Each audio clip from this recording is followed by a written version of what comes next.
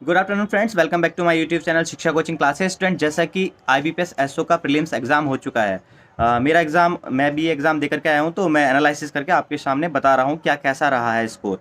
तो सबसे पहले स्टेप बाय स्टेप बात करेंगे इंग्लिश की, फिर रीजनिंग की, फिर मैथमेटिक्स की। तो इंग्लिश का जो लेवल आया इस बार, ये आपका मॉडरेट लेवल था। इंग्लिश का जो पेपर था वो मॉडरेट लेवल था, यानी कि उसमें जो आपके सिमिलर वर्ड पूछे गए, थोड़ी सी जो फ्रेजेस थी वो थोड़ी सी टफ थी। मॉडरेट लेवल था उसका। बाकी का क्लोज टेस्ट हो या आरसी हुआ, उसका लेवल भी मॉडरेट था। यानी कि लास्ट ईयर के कंपैरिजन में देखा जाए तो इंग्लिश का लेवल इतना ज़्यादा हाई नहीं आया था। पेपर का लेवल मॉडरेट था इंग्लिश में।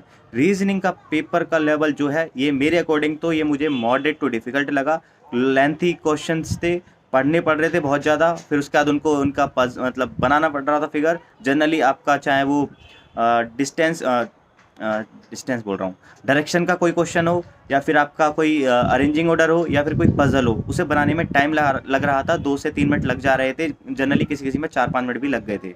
तो बहुत ज़्यादा कंजेप्टिव टाइम था। रीजनिंग का लेवल इस बार बहुत डिफिकल्ट आया है, तो रीजनिंग की कट ऑफ जनरली कम रहेगी। कट ऑफ के बारे में बाद में बताऊंगा, अभी मैं फिलहाल आपको पेपर का लेवल बता रहा हूँ।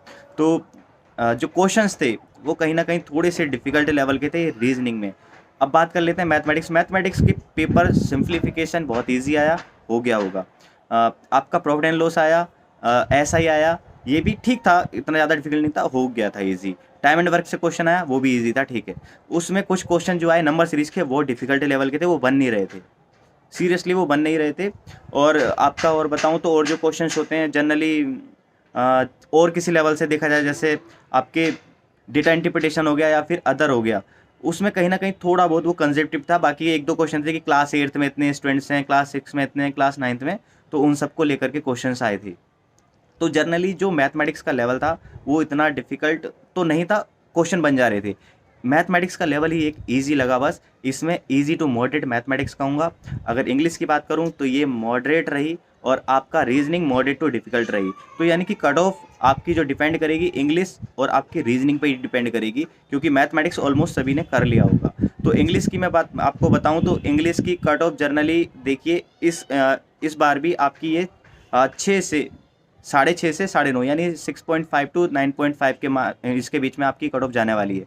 रीजनिंग की कट ऑफ इस बार कम जाएगी, जैसे लास्ट ईयर के अकॉर्डिंग देखूं तो ये कट ऑफ कम जाने वाली है। मैथमेटिक्स की कट ऑफ बढ़ जाएगी। मैथमेटिक्स में वाली कट ऑफ आपकी 12-13 मार्क्स तक चली जाए, बट रीजनिंग की भी इससे कम ही रहने वाली है।